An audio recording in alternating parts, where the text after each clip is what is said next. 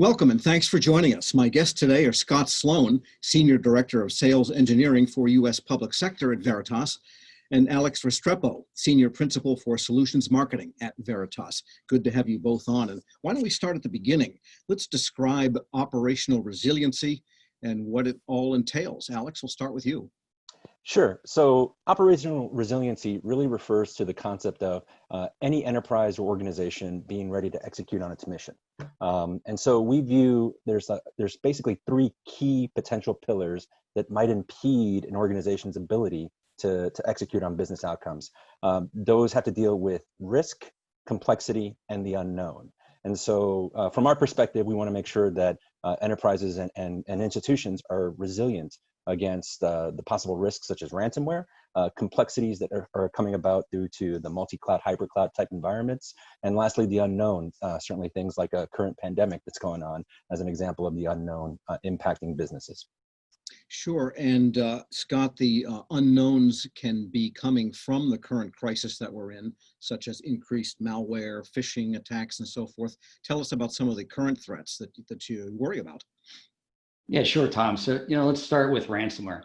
It's a threat that's top of mind. An organization is hit with ransomware attack, every 11 seconds, an alarming trend showing, really no signs of slowing. But an interesting fact is the first ransomware attack took place over, 30 years ago in 1989. The method of delivery was via a simple floppy disk left laying around at a conference. The malware encrypted the root directory of a computer and demanded only $189 be mailed to a post office box in Panama if the user wished to use it again. So, cyber criminals are now no longer using floppy disks to spread their malware, and they're demanding, more than a couple $100 these days.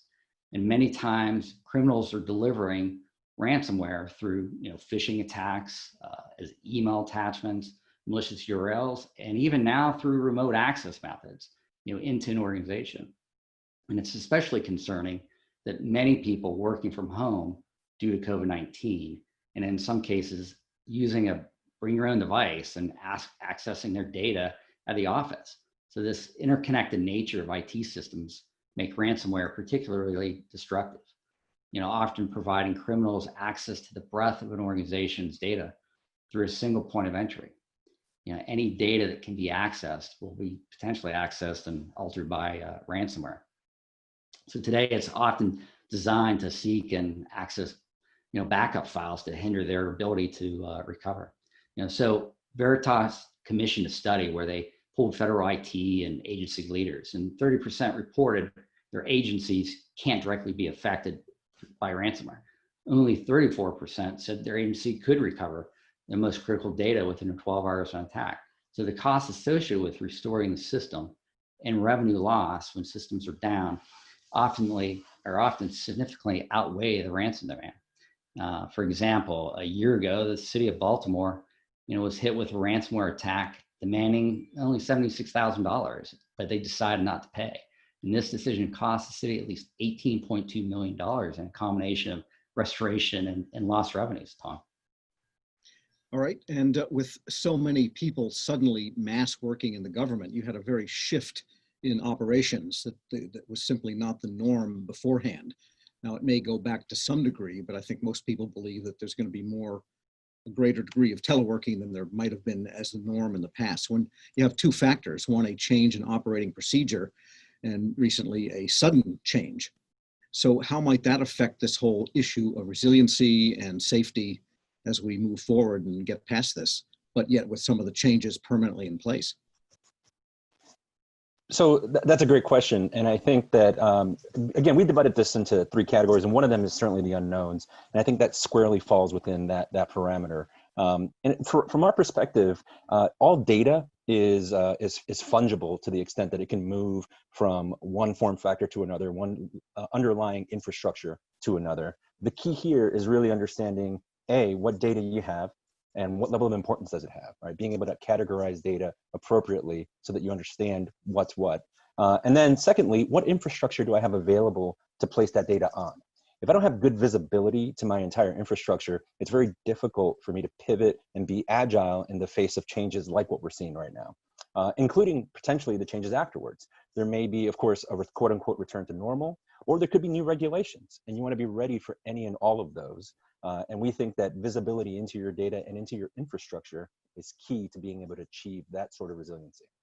Yeah, and that visibility and to be able to touch it, the data that you need, as well as simply be aware of it, that is complicated now by the way people are working, which is very different from, you know, everybody on the same token ring or LAN, that type of model.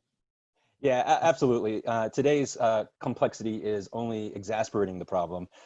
We're moving, by we mean all institutions are moving to some degree of a hybrid cloud model, where partially it's public cloud being leveraged as infrastructure, and partially it's on-prem, partially it's a private cloud that's being developed to be able to better serve the agencies and institutions that are leveraging the data and infrastructure. So the challenge, of course, is with all of these different arenas where data might be living, you want to make sure that you're able to keep track of who has access to what at any given time, and make sure that if you need to fail over to, you know, maybe some of this other infrastructure, you're able to do so in a very orchestrated way. So I think there's a lot of challenges that are present, but there's a lot of potential in terms of being able to leverage the hybrid nature of today's IT environments. Yes, Scott, so it sounds like the cloud smart strategy, which was in place before the pandemic, sort of has greater relevance now as agencies keep moving this way. It turns out the cloud is going to give that kind of resiliency to people that are not centrally located. I keep stressing that point, but that's really the big change as agencies still try to deliver on that mission. And as we know, some recent laws gave a few agencies a really huge new mission to do in a mass way in a very short amount of time. So resiliency is really the basis for being able to do that, isn't it? Yeah, I mean, definitely, providing that data in a cloud provider's, data center, it makes it a lot easier to access and leverage that data, right, for the agency's mission. So it does help, definitely during these times of unknowns and complexities. On that note, we'll take a short break, and when we come back, we'll talk about some of the elements in a plan for resiliency. I'm your moderator, Tom Temin. You're listening to Confident IT Resiliency in Uncertain Times, sponsored by Veritas, here on Federal News Network.